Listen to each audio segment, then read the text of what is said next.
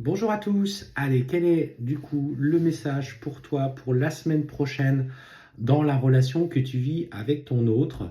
J'ai tiré du coup quatre cartes, quatre tas de trois cartes chacune, pardon, qui sont du coup sur lesquelles j'ai posé chaque pierre. Donc je brassais mes cartes au fur et à mesure, je faisais des tas de trois. Et du coup, quelle est l'intention, quel est le message que vous pouvez recevoir pour la semaine prochaine en lien avec votre hôte? Quelle est la situation? Comment va-t-elle évoluer? Comment lui va évoluer? Le tas numéro un est représenté par cette pierre qui est une Shivalingam. Je ne sais pas si vous la connaissez, Shivalingam. C'est une pierre qui rééquilibre le masculin et le féminin sacré, celle-là. Le pendule pour le tas numéro 2. L'œil de tigre pour le tas numéro 3. Et enfin, un petit bracelet d'améthyste. Pierre de haute qualité d'ailleurs au demeurant. Bracelet d'améthyste pour le tas numéro 4. Alors je vous invite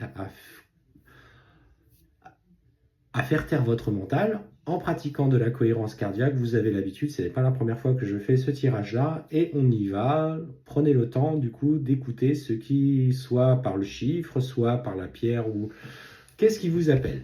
Allez, c'est parti, on y va.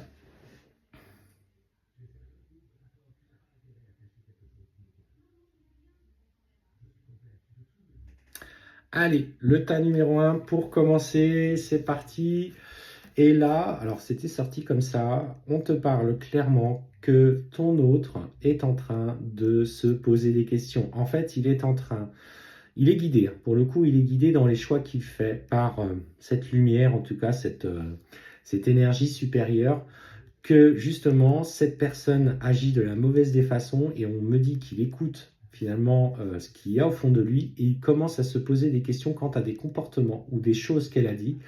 Et on sent qu'il est en train de s'éloigner de cette personne. En tout cas, c'est la conséquence qu'il va y avoir. Il remet en cause la présence de cette personne dans sa vie. Pour le tas numéro 2, pour ceux qui ont choisi le tas numéro 2, c'était comme ça. Alors, pour ceux qui ont choisi le tas numéro 2, on te dit que à l'heure actuelle, ton autre, et en tout cas, est en train de ressentir les changements que tu as opérés en toi. Il est à ce stade, en fait, dans un état de souffrance. On parle de beaucoup de culpabilité, il prend conscience des mauvais agissements et des mauvais choix qu'il a fait. Et donc, en fait, on sent qu'il est en pleine souffrance entre ce que son mental veut et ce que son âme veut. Et son âme est en train d'appuyer un petit peu là où ça fait mal. Et on te dit clairement qu'il va du coup te contacter pour te demander pardon, ou en tout cas pour expliquer pourquoi il a agi de la sorte, te permettant un petit peu d'apaiser certaines émotions. Le tas numéro 3. Alors, pour le coup, ça ressort plus autour de toi. On sent en ce moment que tu vis quand même une période un petit peu difficile où tu te sens perdu. Et le message que l'on te passe, quel que soit le lien avec cette personne ou dans l'état à laquelle qu'il est, on te dit pose des intentions. Enfin, fais cette prière, cette demande au tout simplement parce que tu dois aujourd'hui demander à purifier tes énergies dans le cadre d'épreuves qui sont en train d'arriver dans ta vie.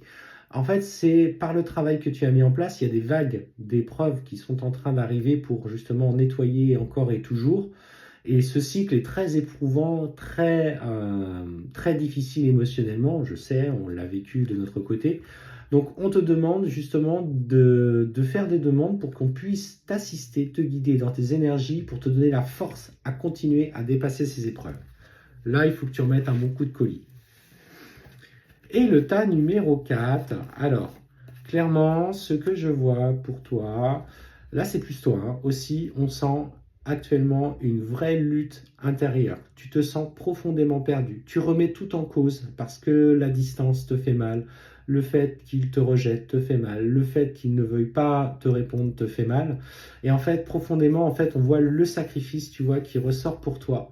Et ce sacrifice, en fait, il m'amène à te dire que il faut que tu parviennes à mettre en comprendre que les choix que tu as faits et même le fait de vouloir absolument avoir des nouvelles provoquent chez toi blessure du rejet, blessure d'injustice, blessure de trahison, et que là, ce sont des émotions que tu as besoin de travailler personnellement, indépendamment de lui. Il est juste cet éclairage que tu as besoin sur ce que tu as besoin de voir au fond de toi. Prends-le comme ça. Une fois dépassé les émotions du moment, une fois que tu as réussi à t'apaiser, travaille sur, par contre, ton enfant intérieur en lien avec ses blessures.